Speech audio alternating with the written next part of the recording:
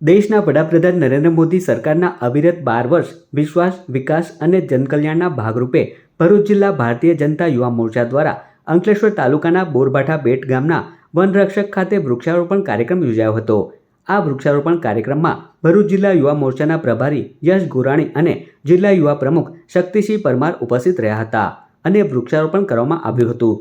આ કાર્યક્રમમાં અંકલેશ્વર તાલુકા ભાજપ યુવા મોરચાના હોદ્દેદારો, તાલુકા પંચાયતના સભ્યો સહિત કાર્યકરો અને ગ્રામજનો ઉપસ્થિત રહ્યા હતા।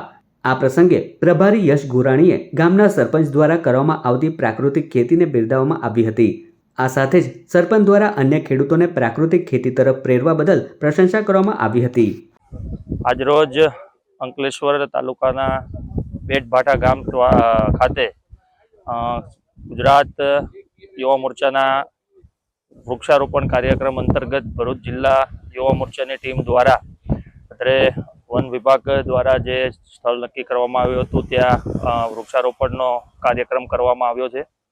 આજરોજ અહીંયા કાર્યક્રમમાં તાલુકા પંચાયતના તમામ સભ્યો અને એમની ટીમ અને તાલુકા યુવા ભાજપ તથા જિલ્લા યુવા ભાજપની તમામ ટીમ દ્વારા આખું સુંદર આયોજન એક વૃક્ષારોપણનું કરવામાં આવ્યું છે।